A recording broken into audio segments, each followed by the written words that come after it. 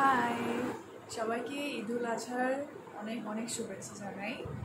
আসলে আমরা যে সবাই কত এক্সাইটেড হই বাঙালিরা যে স্কিন ব্রাইটেনিং নিয়ে, বা আমাদের ত্বকে যেরকম মেচতা হয় বা বিভিন্ন অ্যাকনের জন্য স্পট হয়ে থাকে, তারপরে যেরকম মাউথের এরিয়াতে হাইপার পিগমেন্টেশন হয়, মাঝে মাঝে গলায় হাইপার পিগমেন্টেশন হয়।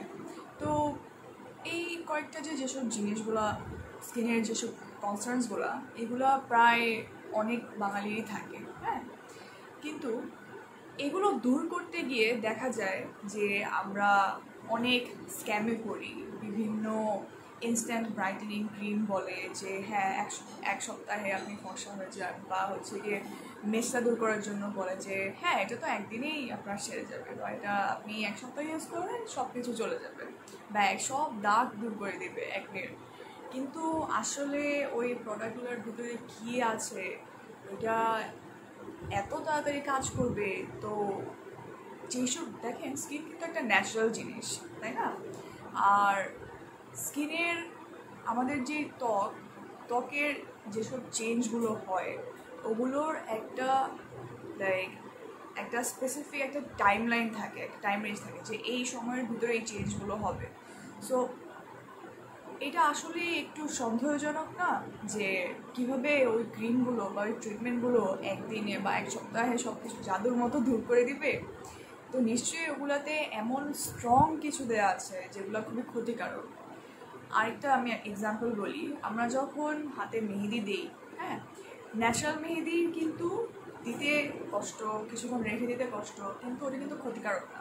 কিন্তু এখন অনেক নানা হোক কেমিক্যাল জাতীয় মেহেদি আছে, ওটাতে কিন্তু খুবই ইজি, রং একদম আপনি দিয়ে ধুয়ে ফেলবেন, হয়ে যাবে, সব কাজ শেষ। তো আসলে তো ওগুলো স্কিনে অনেক ইরিটেন্ট হয়, স্কিনে কিন্তু অনেকের চামড়া ওঠে, বিভিন্ন এরকম গুগলে সার্চ করলে আপনারা দেখতেও পারবেন কি ভয়ঙ্কর ভয়ঙ্কর অ্যালার্জির পিকচার।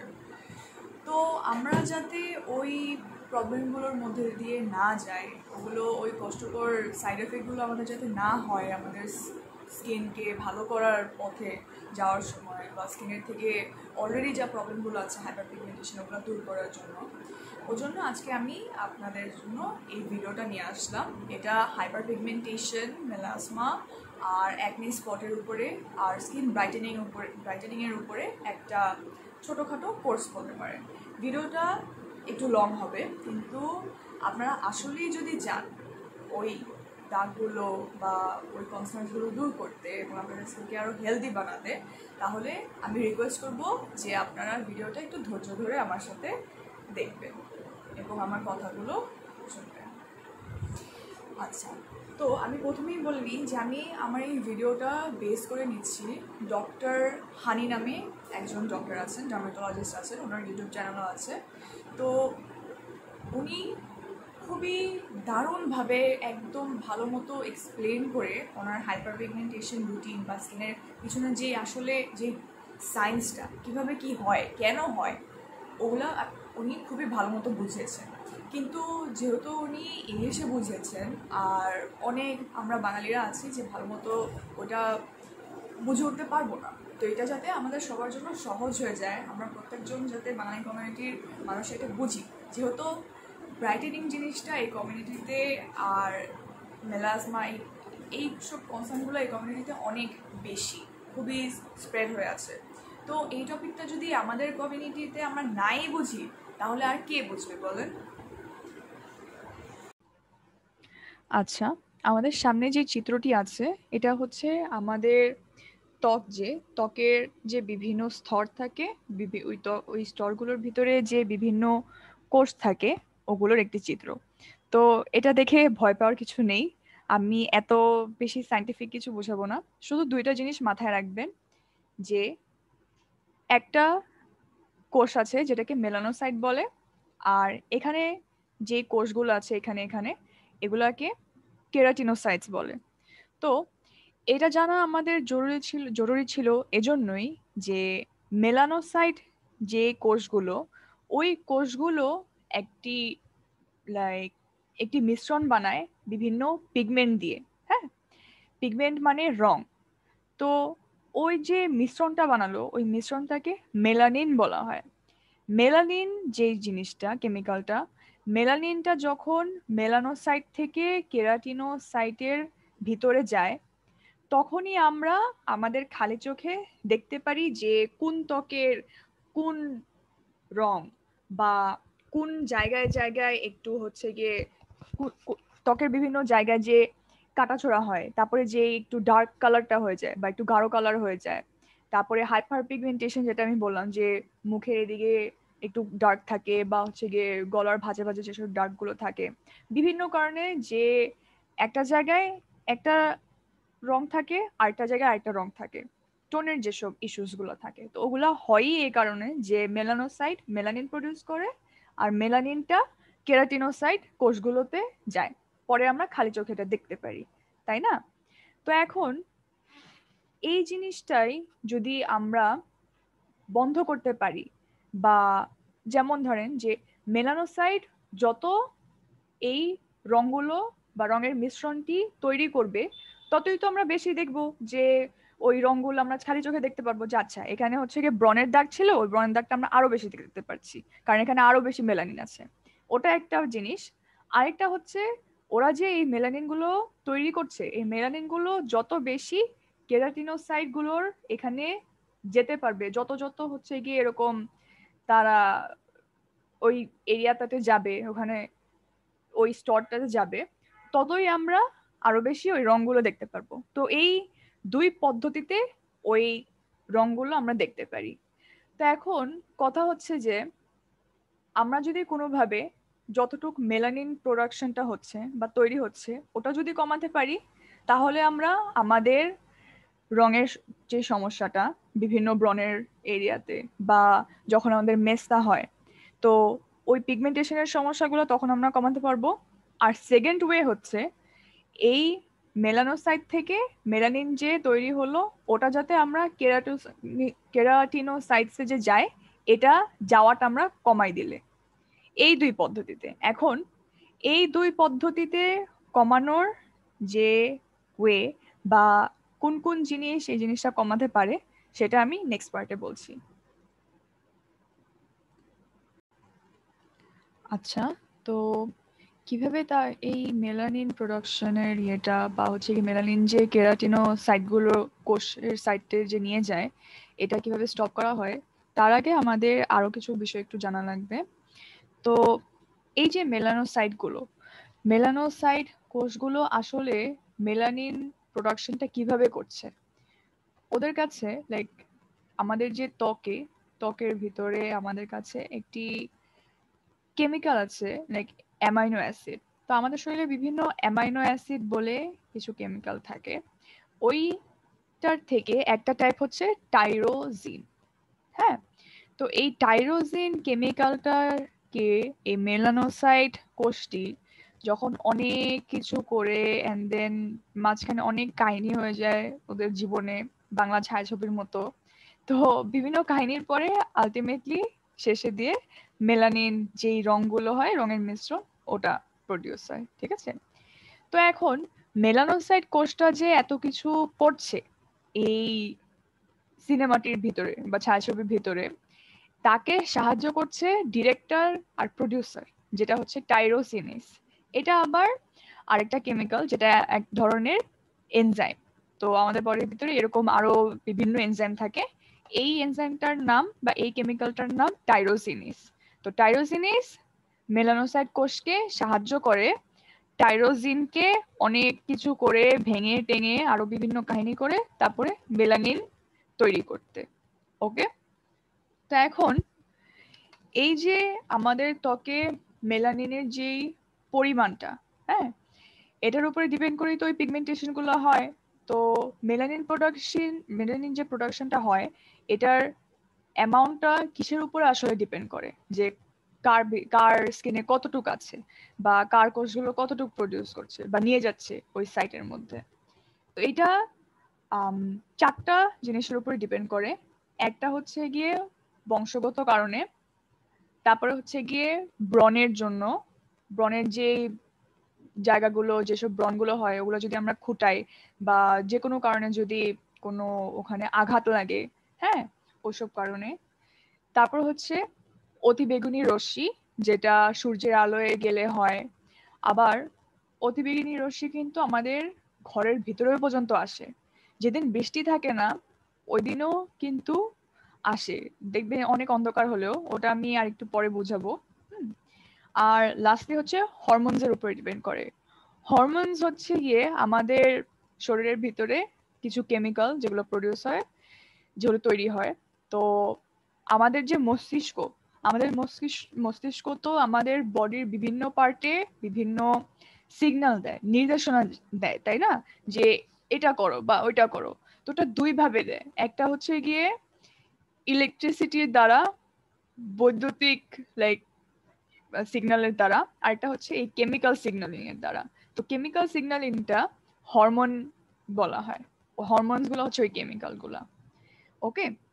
তো এখন একনি স্কারিং নিয়ে, তারপরে ইউভি রে বা অতি বেগুনি রশ্মি যেটা, তারপরে ফিমেল হরমোনস যেগুলো বা হরমোনস এই হরমোনস এর যে বিষয়টা, এটা নিয়ে আমি নেক্সট পার্টে বলছি। আচ্ছা, আমরা প্রসিড করার আগে আরেকটা বিষয় একটু ক্লিয়ার করে দেই যে পিগমেন্টেশন আর হাইপার পিগমেন্টেশনের ভিতরে পার্থক্যটা আসলে কি। পিগমেন্টেশন হচ্ছে আমাদের নর্মালি যারা হচ্ছে গিয়ে একটু darker skin tone, lighter skin tone, তো পুরা যে ত্বকের যে রঙটা ওটাকে পিগমেন্টেশন ধরবো। আর হাইপার পিগমেন্টেশনের থেকে, হাইপার শব্দটার অর্থ হচ্ছে বেশি। তো পিগমেন্ট, আমাদের ত্বকের তো একটা রং থাকে, এই ত্বকের থেকে যদি আরও কিছু শেড একটু ডার্কার হয় কোনো কোনো জায়গায়, যেরকম ব্রণের দাগে, তারপরে বলেছিলাম মেস্তা, তারপরে হচ্ছে গিয়ে মাউথের এরিয়াতে, তারপরে গলার ভাঁজে ভাঁজে এরিয়াতে যাদের থাকে, তো ওই যে 1 শেড 2 শেড ডার্কার থাকে আর 3 শেড 4 শেড একটু ডার্কার থাকে, ওটাকে হাইপার পিগমেন্টেশন আমরা বলে থাকি। ওকে।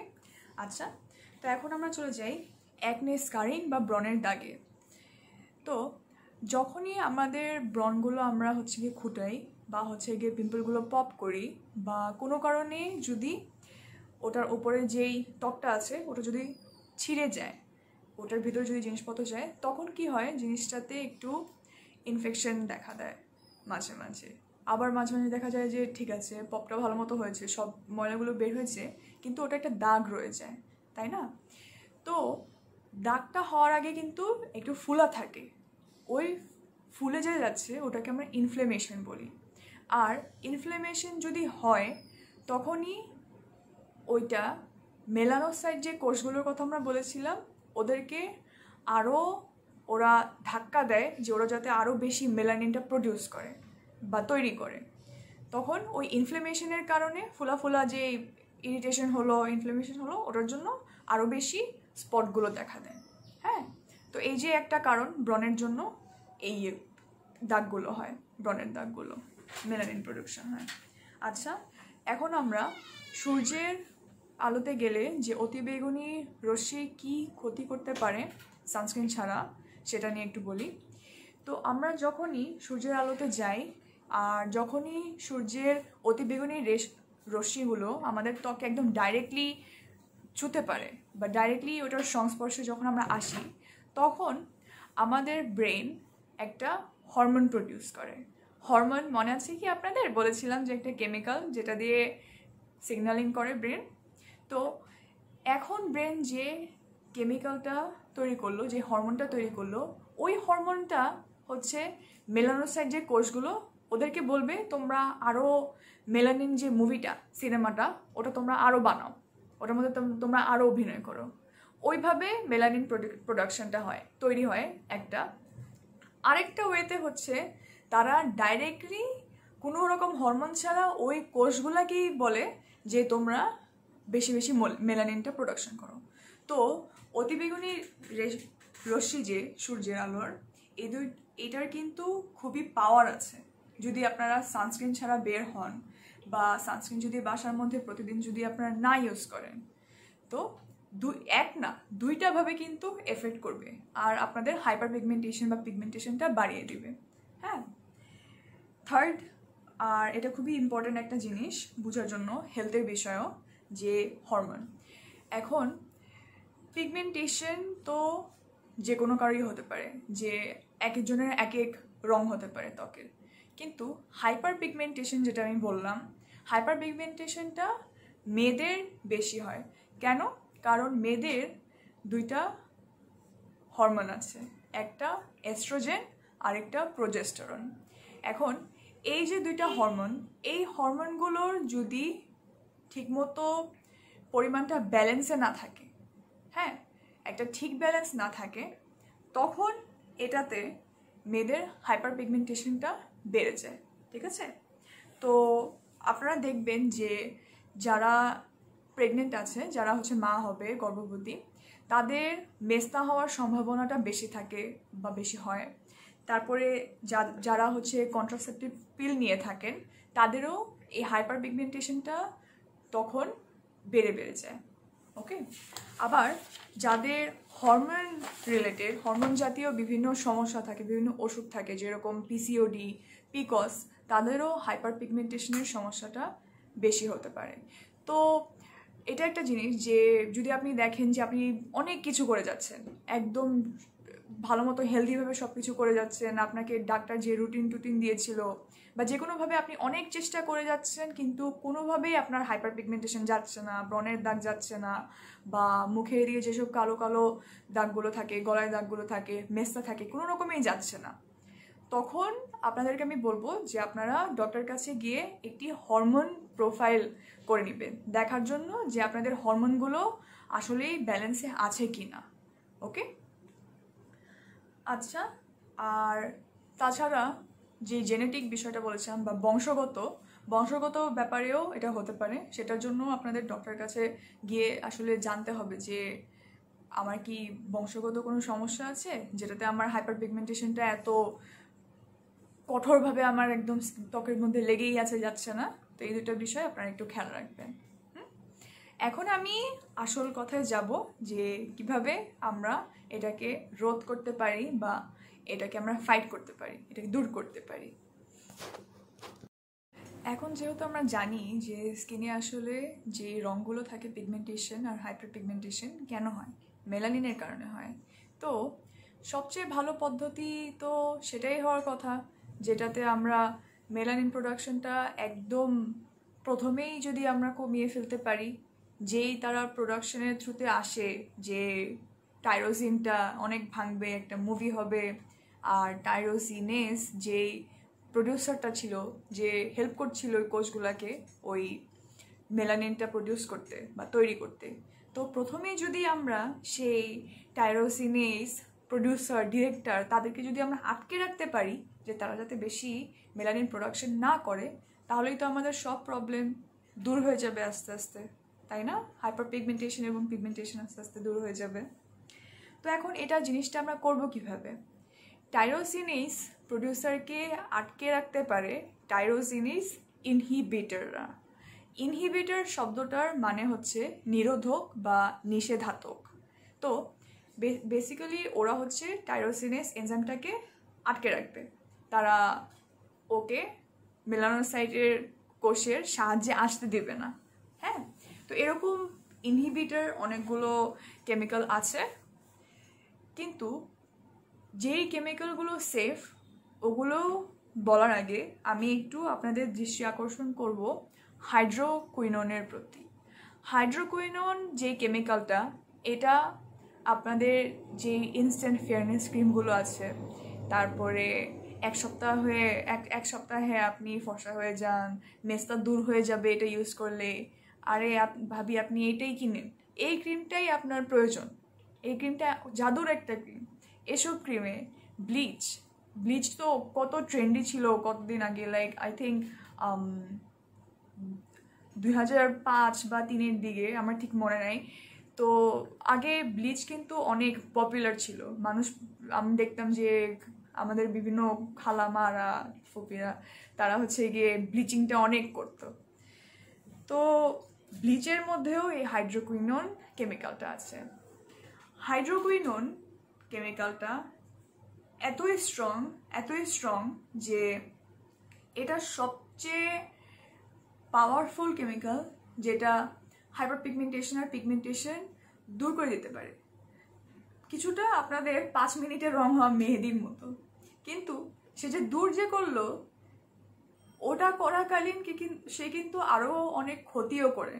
হ্যাঁ, হাইড্রোকুইনোন যেরকম বিভিন্নভাবে ক্ষতি করতে পারে, একটা ওয়ে হচ্ছে আপনারা দেখে থাকবেন যে যারা ব্লিচ করে তাদের অনেক দিন ব্লিচ করতে করতে করতে করতে কিছুটা পুরা পুরা দাগ হয়ে যায়, কিরকম একটা নীল কালো এরকম দাগ হয়ে যায়। ওই জিনিসটাকে, ওই কন্ডিশনটাকে আমরা বলে থাকি অক্রোনোসিস। তো ওটা একটা ঝামেলা, যে আপনি চাচ্ছিলেনই যে আপনার সব পিগমেন্টেশন দূর হোক, কিন্তু ওই ছোট লাইক অল্প সময়ের খুশির জন্য কিন্তু কয়দিন পরে আপনি দেখলেন যে আরও বেশি নীল কালো দাগ পর্যন্ত হয়ে যাচ্ছে। তো এটা আসলে কিন্তু মানে ভালো না জিনিসটা, একটা পেতে গিয়ে আরও বেশি আমাদের দিয়ে দিতে হলো, তাই না? সেকেন্ডলি হচ্ছে হাইড্রোকুইনোন বা ব্লিচের বিভিন্ন যে বা হোয়াইটেনিং ক্রিমের যে থাকে জিনিসটা, হাইড্রোকুইনোন দিয়ে যদি আপনারা ফর্সা হন বা মেস্তা দূর করেন বা ব্রণের দাগ দূর করেন, যখনই আপনি হাইড্রোকুইনোনটা বন্ধ করে দিবেন তখন সেই হাইপার পিগমেন্টেশন আর পিগমেন্টেশন এমনভাবেই আবার ফেরত আসবে যে ওগুলা দূর করা খুবই কষ্টকর হয়ে যাবে। তো ওটাকে আমরা বলে থাকি রিবাউন্ড হাইপার পিগমেন্টেশন বা পিগমেন্টেশন, যে ওটা আবার ফেরত আসছে। হ্যাঁ, থার্ডলি হাইড্রোকুইনোন হচ্ছে ক্যান্সার, কিন্তু ক্যান্সার হওয়ার যে প্রবণতাটা বা রিস্কটা ওটা অনেক বাড়িয়ে দেয়। হ্যাঁ, তো ওটা তো খুবই ভয়ানক একটা বিষয়, বিপজ্জনক একটা বিষয়। তো এতগুলো খারাপ দিক এটার আছে, তো কেনই বা আমরা হাইড্রোকুইনোনের প্রতি যাব? আমাদের তো অলরেডি আরও বিভিন্ন অপশন আছে যেগুলো আমি আপনাদেরকে বলবো একটু পরে। হ্যাঁ, তো এটা মাথায় রাখবেন যে ব্লিচিং আমরা আর করবো না। ইনস্ট্যান্ট ফেয়ারনেস ক্রিম, ইনস্ট্যান্ট কোনো কিছুই ভালো হয় না, কষ্ট করলে কেষ্ট মিলে না। আর যেই কেষ্ট কষ্ট ছাড়া মিলে সেই কষ্টতে কোনো কিছু সাসপিশিয়াস অবশ্যই আছে। হ্যাঁ, যাই হোক, তো বিভিন্ন ইনহিবিটর আছে, ওখান থেকে প্রথমের যে ইনহিবিটরটার কথা আমি বলবো সেটা হচ্ছে অ্যাজেলিক অ্যাসিড। হ্যাঁ, অ্যাজেলিক অ্যাসিডটা হচ্ছে আপনার 10% থেকে 20%-এর কনসেন্ট্রেশনের ভিতরে নেওয়া উচিত। হ্যাঁ, তো কনসেন্ট্রেশন আসলে বলা যায় যে এটার পাওয়ারটা, এখন আমরা দেখে থাকি যে বিভিন্ন প্রোডাক্টের গায়ে যেরকম দ্য অর্ডিনারি যেরকম ব্র্যান্ডটা, ওটা তো ডাইরেক্টলি ওরা লিখে দেয় যে এত পার্সেন্টেজ আছে এই অ্যাক্টিভ ইনগ্রিডিয়েন্টটার। আর যদি কোনো প্রোডাক্টে যদি গায়ে উপরে যদি না লেখা থাকে, পিছনে আপনার ইনগ্রিডিয়েন্ট লিস্টে চেক করে দেখতে পারেন বা ম্যানুফ্যাকচারের সাথে কথাও বলতে পারেন বা ইন্টারনেটে আপনারা ফাইন্ড করার চেষ্টা করতে পারেন। তো বিভিন্ন ওয়ে আছে, কিন্তু অ্যাজেলিক অ্যাসিড যে অ্যাক্টিভ ইনগ্রিডিয়েন্টটা, এটা 10 থেকে 20%, 10 থেকে 20%-এর ভিতরের কনসেন্ট্রেশনটা সবচেয়ে ভালো। সেই ভিতরে যে কনসেন্ট্রেশনটা নেবেন এটা 4% হাইড্রোকুইনোনের সমান। তো আমরা বলেছিলাম কিন্তু যে হাইড্রোকুইনোন সবচেয়ে পাওয়ারফুল, যে আপনাকে সব দাগ দূর করে দিবে, কিন্তু ওটার অনেক ক্ষতিকারক দিক আছে। এখন অ্যাজেলিক অ্যাসিডের যেই পরিমাণটা আমি বললাম 10 থেকে 20%, ওটা কিন্তু হাইড্রোকুইনোনের সমান। সো এটা আপনাকে ওরকম যে ভালো দিকগুলো দিবে কিন্তু কোনো রকম সাইড এফেক্ট ছাড়া, কোনো রকম ক্ষতিকারক দিক ছাড়া। হ্যাঁ, আর এই অ্যাজেলিক অ্যাসিডের ইরিটেশনের ক্ষমতা, যে আপনার মুখে দিলেন কোনো একটা রিয়াকশন হবে বা অ্যালার্জি হবে, এই ইয়েটা অনেক লো থাকে, এই চান্সটা অনেক লো থাকে। দ্বিতীয় জিনিসটা হচ্ছে কোজিক অ্যাসিড। কোজিক অ্যাসিড আপনার 1 থেকে 2%-এর ভিতরে নেওয়া উচিত, 2% ম্যাক্সিমাম, এর থেকে বেশি নেওয়া উচিত না, কারণ কোজিক অ্যাসিড একটু হাই ইরিটেন্ট টাইপের। হ্যাঁ, কোজিক অ্যাসিড দিলে যে আপনার স্কিন একটু রিয়াকশন হতে পারে, একটু জ্বলাপোড়া হতে পারে, সেটার চান্সটা অনেক বেশি আছে। ঠিক আছে, আর কোজিক অ্যাসিড জিনিসটা দেখবেন প্রায়ই হচ্ছে গিয়ে থাই হোয়াইটেনিং প্রোডাক্টসগুলোতে থাকে। আর যেরকম যদি আপনার একটু অ্যাকনে বা অ্যাক্টিভ পিম্পল বেশি থাকে আপনার স্কিনে, তাহলে আমি বলবো যে কোজিক অ্যাসিডটা অ্যাভয়েড করাই বেটার হবে। কারণ আমরা প্রথমেও বলেছিলাম যে যদি স্কিন ইরিটেট হয়, যদি ওই ফোলা ভাবটা হয় পিম্পলের কারণে বা যে কোনো কারণে, যে কাটা ছিঁড়া হলো সেখান থেকে ফুলে গেল, সেটা কিন্তু ওই কোষকে আবার সিগন্যালিং করবে যে তুমি আর একটু মেলানিন প্রডিউস করো। তো আপনি দাগ দূর করতে গেলেন, কিন্তু এটাতে আবার হচ্ছে আপনার একটু ইরিটেশন হচ্ছে, সেটাতে তো আপনার আবার সেই দাগই হচ্ছে, এই ঘুরে ফিরে সেই এক জায়গায় আপনি এসে পড়ছেন, তাই না? তো এই জিনিসটা একটু খেয়াল রাখবেন, যাদের সেন্সিটিভ ত্বক বা অ্যাকনে প্রোন স্কিন তারা কোজিক অ্যাসিডটা ইউজ করবেন না। আর যারা ইউজ করবেন কোজিক অ্যাসিড, মানে ইন জেনারেল বলছি আমি, তারা 1 থেকে 2%-এর ভিতরে থাকবেন, এর থেকে বেশি ইউজ করবেন না। হ্যাঁ, থার্ডটা হচ্ছে ভাইটামিন সি। এখন ভাইটামিন সির কথা আমরা সবাই আসলে জানি যে ভাইটামিন সি কত পপুলার। হ্যাঁ, মোস্টলি কিন্তু বেশিরভাগই আমরা দেখি যে বিভিন্ন হোয়াইটেনিং ক্রিম বা ফর্সা করার ক্রিম, মেসা দূর করার ক্রিম, বিভিন্ন এরকম ক্রিমে ভাইটামিন সি দিয়ে ওরা মার্কেটিংটা করে, অ্যাডভার্টাইজমেন্টটা করে। এখন ভাইটামিন সি এর পিওর যে একটা ধরন আছে, পিওর ফর্মটা, পিওর রূপ না ফর্মই বলি, পিওর রূপ পিওর ফর্ম, পিওর ফর্মটা হচ্ছে আমরা বলে থাকি অ্যাসকর্বিক অ্যাসিড বা অ্যাসকর্বিক অ্যাসিড, ঠিক আছে? কিন্তু এই পিওর ফর্মটা কিন্তু একটু আনস্টেবল। যে আনস্টেবল মানে আমরা বলছি যে আপনি দিবেন, আর এটা যদি আপনি সানস্ক্রিন দিয়ে প্রোটেক্ট না করেন বা এমনিতেও এটার ভেঙে যাওয়ার সম্ভাবনাটা একটু বেশি থাকে, যেহেতু এটা একদম পিওর। হ্যাঁ, তো আমরা ধরে নিব যে ওটা একটু একটা নবজাতকের মতো। হ্যাঁ, আমি জানি না এই কম্প্যারিজনটা ঠিক হয়েছে নাকি। এনিওয়েজ, তো ভাইটামিন সির আবার স্টেবল ফর্মও আছে, যে ওগুলা পিওর যে ভাইটামিন সি ওটার মতো এত আপনাকে রেজাল্ট দিবে না, কিন্তু তারা অত সহজে ভাঙবেও না। তো ওটা মানে একটু এদিক থেকে একটু কমায়, এদিক থেকে একটু কমায়, যে মাঝখানের একটা জিনিস, যে এখান থেকে একটু ভালো পাচ্ছি, ওখান থেকে একটু ভালো পাচ্ছি। তো এই স্টেবল ফর্মগুলোর দুটো এক্সাম্পল হচ্ছে ম্যাগনেসিয়াম অ্যাসকর্বিল ফসফেট আর ইথাইল অ্যাসকর্বিক অ্যাসিড। হ্যাঁ, এরপরে বলি যেটা হচ্ছে আরবুটিন। আরবুটিনের দুইটা ফর্ম হয়ে থাকে, একটা হচ্ছে বিটা আর একটা অ্যালফা। হ্যাঁ, অ্যালফা আরবুটিনটা আমরা ফোকাস করব, কারণ অ্যালফা আরবুটিনটা আমাদেরকে সাহায্য করবে। অ্যালফা আরবুটিন এটা একটা মজার বিষয় যে অ্যালফা আরবুটিন হাইড্রোকুইনোন থেকে নিয়ে আসা হয়েছে। হ্যাঁ, তো এটা হাইড্রোকুইনোনেরই একটা বলা যায় বংশধর, কিন্তু এটা হাইড্রোকুইনোনের মতো ক্ষতিকারক না। ইনফ্যাক্ট এটাতে আপনার কোনো ক্যান্সার হওয়ার সম্ভাবনা থাকবে না। আপনার যে নীল কালো দাগ হয়ে যায় ব্লিচিংয়ের পরে, অক্রোনোসিস, ওটারও কোনো ঝামেলা থাকবে না। তারপরে রিবাউন্ড পিগমেন্টেশন যে বলেছিলাম, যে আপনি এটা ইউজ করছেন তারপর আপনি বন্ধ করে দিলেন, বন্ধ করার পরে যে আপনার আবার দাগ হবে তাও হবে না। তো এটা খুবই সেফ। আরেকটা জিনিস, যেহেতু এটা হাইড্রোকুইনোনের বংশধর, হ্যাঁ, তো এটা বাকি সবগুলো ইনহিবিটরের চেয়ে অবশ্যই অনেক বেশি স্ট্রং, কিন্তু হাইড্রোকুইনোনের মতো অত স্ট্রং হবে না, যেহেতু ওখান থেকে কিছু কিছু জিনিস আমাদের একটু স্যাক্রিফাইস করাই লেগেছে।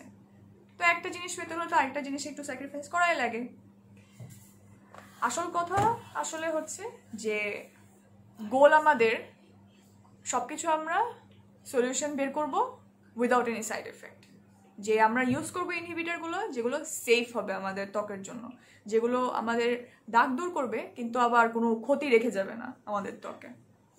আচ্ছা, ওই তিনটা যে ওই চারটা যে আমি ইনহিবিটরের কথাগুলো বললাম, ওগুলো এভাবে ডাইরেক্টলি কাজ করবে টাইরোজিনেসের উপরে, যে তুমি মেলানিন কম বানাও, তোমাকে আমি আটকে রাখলাম। এখন আপনাদেরকে আরেকটা এক্সট্রা ইনহিবিটরের কথা বলি। না, ইনহিবিটর না, আসলে এটা ইনহিবিটরের মতো কাজ করবে না, এটা একটু ভিন্নভাবে কাজ করবে। মনে আছে আপনাদেরকে বলেছিলাম যে মেলানিন প্রোডাকশন হলেও, মেলানিন তৈরি হলেও, ওই মেলানিন যদি একটা স্তর ছিল কেরাটিনোসাইট, হ্যাঁ, কেরাটিনোসাইটের স্তরে যদি না যায় তাহলে কিন্তু আমরা চোখে দেখতে পারবো না ওই পিগমেন্টেশনটা। এই যে এখন আমি কেমিক্যালটা বলবো সেটার নাম নায়াসাইনামাইড। নায়াসাইনামাইড ওই যাতায়াতটা বন্ধ করে দেয়, কমিয়ে দেয়, বন্ধ করে না, কমিয়ে দেয়।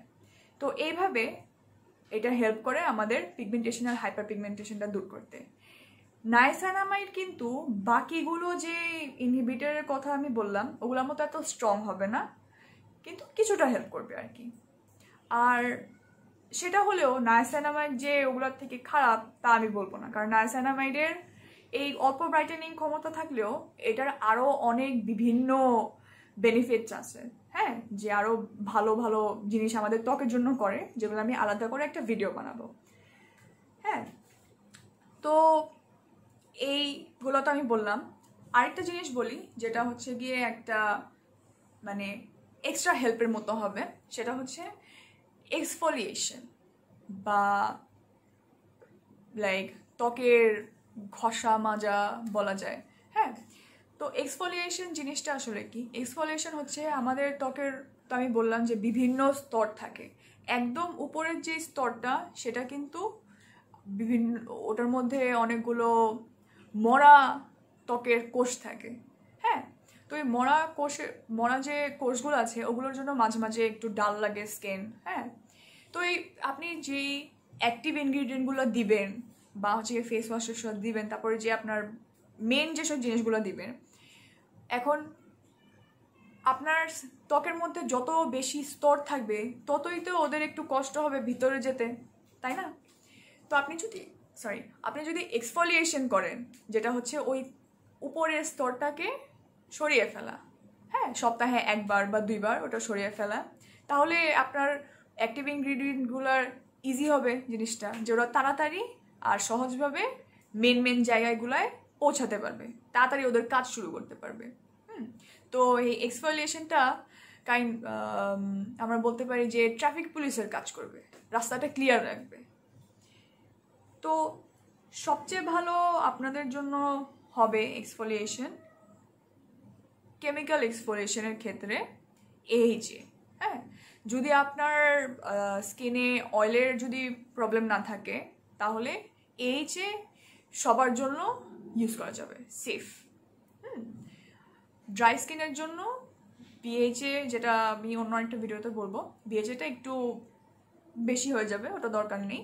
ইন জেনারেল যদি আপনারা এক্সফোলিয়েশনটা স্টার্ট করতে চান এই ব্রাইটেনিংয়ের জন্য, তাহলে AHA দিয়ে শুরু করবেন। AHA এর ফুল ফর্মটা হচ্ছে অ্যালফা হাইড্রক্সি অ্যাসিড। এখন এই যে অ্যালফা হাইড্রক্সি অ্যাসিড দিয়ে আপনি এক্সফোলিয়েশন করবেন, এটা কিন্তু শুধু যে আপনার ডেড স্কিন সেলস বা মরা কোষগুলো রিমুভ করবে আর পথটা হচ্ছে পরিষ্কার করে দিবে, খালি রাখবে, তা না। এই এক্সফোলিয়েশন করতে করতে আপনি দেখবেন যে আপনার ত্বকের কোলাজেন আর এলাস্টিনের পরিমাণটাও আস্তে আস্তে বাড়বে, কারণ এটা আপনার ত্বককে আরও সাহায্য করে ওই কোলাজেন আর এলাস্টিনটা বাড়িয়ে দিতে। এখন কোলাজেন এলাস্টিন আই এম শিওর যে অনেকেই অলরেডি আপনারা জানেন যে জিনিসগুলো কি।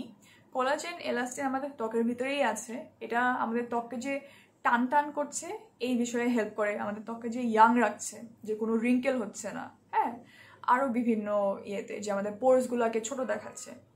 তো এক্সফোলিয়েশন যে শুধু ওই ফর্সা করার ক্ষেত্রে, দাগ দূর করার ক্ষেত্রে আপনাদেরকে সাহায্য করবে তা না, এটা আরও বিভিন্ন বেনিফিটও আপনাদেরকে দিবে, যে নায়াসাইনামাইড প্লাস এক্সফোলিয়েশনটা। তো এক্সফোলিয়েশন যে আপনারা করবেন এইটা কিভাবে করবেন এটা আমি নেক্সট পার্টে বলছি।